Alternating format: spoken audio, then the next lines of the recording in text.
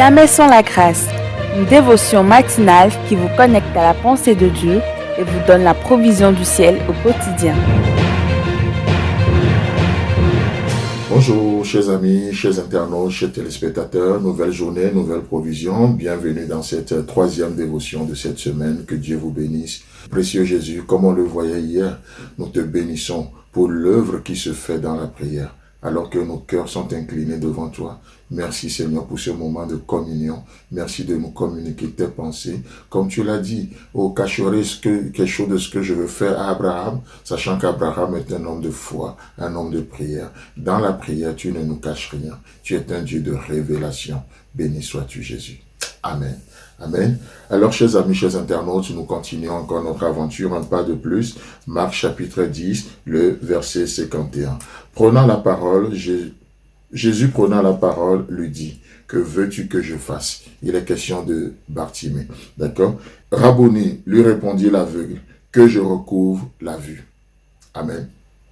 Assez intéressant, comment déjà le premier jour, la dernière fois, je crois que c'était le lundi, nous avions relevé un aspect de ce Jésus qui a droit à la parole dans nos vies. Le deuxième jour, hier, nous avions vu que la prière, c'est un moment d'échange, un temps de dialogue entre Dieu et nous. Vous voyez? Et là, nous voyons la réponse que Bartimée va donner.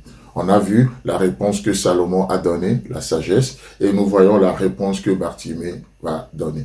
Et dans ces deux cas, ou dans tous les cas, une chose, lorsque nous répondons vraiment à Dieu, lorsqu'il nous pose des questions, ça veut dire quoi? Ça veut dire qu'il y a une prise de conscience par rapport à notre situation. Il n'y a que celui qui a fait une prise de conscience véritable qui peut répondre véritablement. Il n'y a que celui qui a fait une prise de conscience véritable qui peut répondre véritablement aux opportunités que Dieu nous donne dans la vie. Parce que ça, c'est une opportunité. Que l'Éternel demande à Salomon, que veux-tu que je... Demande-moi ce que tu veux, que je te le donne.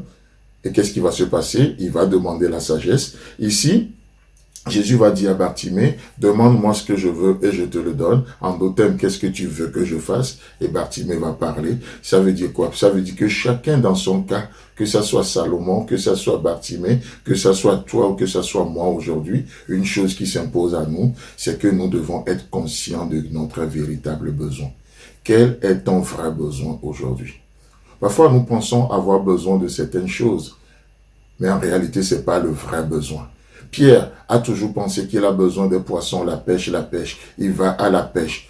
Vous savez, même pour parler de la dernière pêche, qu'est-ce qui se passe? Jésus meurt, Pierre dit, je retourne à la pêche. En d'autres termes, je retourne à mon ancienne vie. Je vais faire que ce que je sais faire. Et il retourne à la pêche, pêcher les poissons.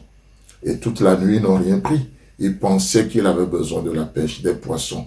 Et Jésus va venir, il va dire, mais 2 fois de suite, tu as besoin des poissons? Je t'en donne. Et Jésus va lui donner les poissons. Et quand il va recevoir le poisson, que ce soit dans la première ou la deuxième pêche, qu'est-ce qui va se passer? Il laisse les poissons, il laisse les filets, il court vers Jésus. Oh, combien on s'attache malheureusement aujourd'hui aux dons plus qu'aux donateurs. On s'attache tellement à des ressources qu'à la source. Vous savez pourquoi? Parce qu'on se trompe de besoin, on ne discerne pas notre vrai besoin, ou on n'admet pas notre vrai besoin. Mais Dieu sait, il sait que votre vrai besoin, ce n'est pas la pêche, ce n'est pas les poissons. Et pour vous le prouver, peut-être que vous vous trompez, pour vous le prouver, il vient, il vous donne le poisson. Et vous réalisez quand même que de là des poissons que vous avez dans vos filets, il y a un vide dans le cœur. Et comme le dit Blaise Pascal, et ce vide a la forme de Dieu. Ce vide n'a pas juste la forme des ressources que vous avez besoin, peut-être pour honorer tel engagement, mais ce vide a la forme de la source. C'est pour ça que le psalmiste déclare dans le psaume 87 que toutes mes sources sont en l'Éternel. Toutes mes sources ne sont pas dans mes CV. Toutes mes sources ne sont pas dans mes compétences. Toutes mes sources ne sont pas dans mes habiletés.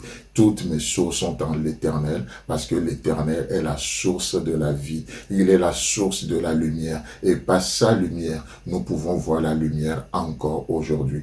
Alors nous avons le choix. Soit nous connecter aux ressources, ou à la source. Le choix vous revient, le choix nous revient aujourd'hui. Mais quant à ce qui me concerne, je décide de me connecter à la source, à l'unique source qui ne trahit jamais. Que Dieu vous bénisse.